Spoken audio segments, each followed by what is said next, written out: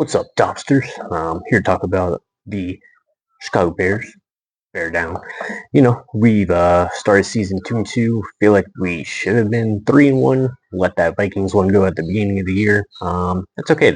The most important thing that I've seen in our stats this year is Caleb Williams has only been sacked 7 times. Huge upgrade from last year, obviously. Like I said last week, though, Darnell Wright not playing. Uh, I could tell we need him. We definitely need Darnell Wright. He's a good anchor to our offensive line. Offensive line still, needs some work, but it's not as bad as last year, so that's a good thing.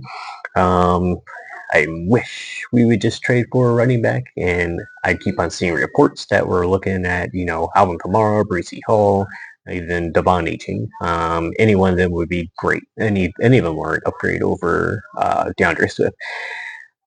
If anything, just play Kyle Monangai more. Just see what he has. Like Swift just isn't it.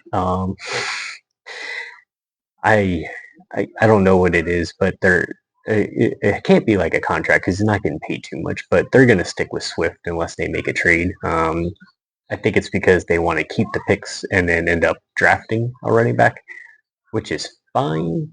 But I feel like if we can get Kamara, A-Chain, Breece Hall on like a cheap fourth round or something. Kamara would obviously be the most reasonable at like the fourth or fifth round or whatever. But if we can get one of them, that would be awesome. We would, I would feel more comfortable going, forward through the season with a more competent running back. No offense to DeAndre Swift, but like just run straight. Would you just run straight? Jeez, like stop dancing around in the backfield. He has gotten better, but okay, I'm done with that. All right, so the next thing I'm looking for is hoping Colston Loveland comes back. He had that one catch that sparked our offense in week 3, and then he went out with an injury. He's still a little bit banged up, I guess, with his hip, but it looked like he was limited practice, so hopefully we get him back. I think that would be big against Washington. This is probably the game that will define our season. I'm not saying it's like a make or break for playoffs, because even if we lose, I feel like our schedule, we have enough teams that we can beat, that we can make the playoffs. But I feel like this one specifically will give us a lot of momentum, especially from what happened last year. If we can beat the Commanders, Redskins. I honestly believe that we can beat the Redskins or Commanders, whatever. I'm just gonna call them Redskins. I feel like we can beat the Redskins on Monday night. The only thing that I'm worried about, I guess, is Bill. That's right, Bill, Bill, Bill, Bill, Bill. Krosky Merritt is he looked pretty good, and I did not see that coming. I watched his film, and I didn't think he was that good, but he's showing up in the NFL. Let's see what he can. Let's see what he can do against the. Well, I guess we're not the worst rated rush defense in the league anymore because a lot of teams played more games than us because of our bye week, but our rush defense is still pretty bad. But let's see if we can make some adjustments, see what Ben Johnson does, see what Dennis Allen does. By the way, I can't give enough credit to Dennis Allen. Dennis Allen's defense, I feel like he's been playing perfectly. Like not better than Eberflus. They're about even, honestly. They both have different characteristics. I liked that Eberflus had bend don't break all the time. I mean, that would give up a lot of field goals, but Dennis Allen has a more aggressive approach, and I like that a little bit more than Eberflus. But that's okay.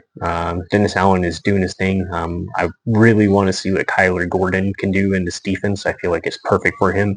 If he fails at this defense, I don't think he's going to do very well, the rest of his career. Kevin Byard stepped up, in this defense, and he was the perfect safety for this defense as well. Way better than Eddie Jackson, who is constantly out of position, and good thing we don't have him anymore. But anyway, Byard playing in this defense is the same to me as Kyle Gordon. Kyle Gordon, obviously, the nickel corner or just corner and not a safety, but I feel like if we have Kyle Gordon in this defense, I'm excited to see him play. I feel like it plays to a lot of his strengths specifically. I think Jalen Johnson will come back probably after the Saints game, so week 8. because we go Commanders, Saints, and then I think Ravens. Ravens will be. I know they're giving up a lot of points and everything, but they'll still be pretty tough, honestly, if we play them. Unless Lamar's still injured, then we'll absolutely dominate Cooper Rush. But anyway, not a tough part of our schedule coming up because we do play the Commanders and the Saints.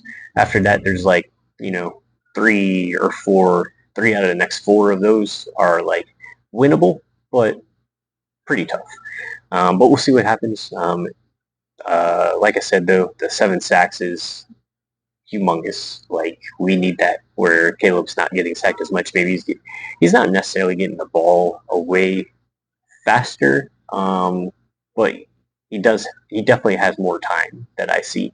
It's not like 1.9 seconds and someone is on him. Like he actually has like the full, was it the average 2.4 seconds or whatever.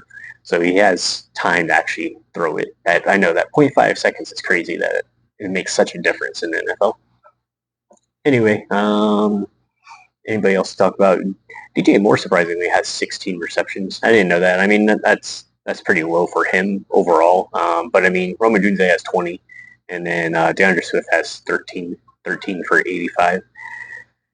Too many low or dump passes, but that's okay. And then I wonder if Zacchaeus has been a monster though. He doesn't get enough credit as well. Maybe he has a really breakout game against his former team in the Redskins and kind of goes off. I could see that. DJ Moore randomly does well against the Redskins over the past like couple of years. He had that 3 touchdown game on Thursday Night Football 3 years ago, and then I'm pretty sure he had over 100 the last time, 2 years ago on a Thursday Night Football, and then last year, if I'm not mistaken, he had like a normal 6 reception, 70-yard something like that game. So I think those two will step up. So we'll see what Rome Odunze will do in this game because he'll obviously put us over the edge. Him and Colson Lovin, if Colson Lovin's going to play. Cole Kmet, let's just catch the ball. come on, Kmet, just catch the ball, my dude. Anyway, but yeah, excited for the Monday night game. I feel like this is gonna be the game that's like carries us with momentum or puts us down a little bit to the fact where we'll probably lose to like Baltimore and Philadelphia and whatnot. If we beat the Commanders, we might have enough momentum to actually challenge the Ravens and the Eagles. But we'll see. Like always, bear down. This is just a bye week. Didn't really have anything else to go over. Just looked at the stats a little bit. But watch our shows on Saturday doing over-unders and DK, and then always on Mondays with our fantasy updates and just talking football overall with my buddy. So let's bear down, man. Dow Dynasty doing her best. Peace.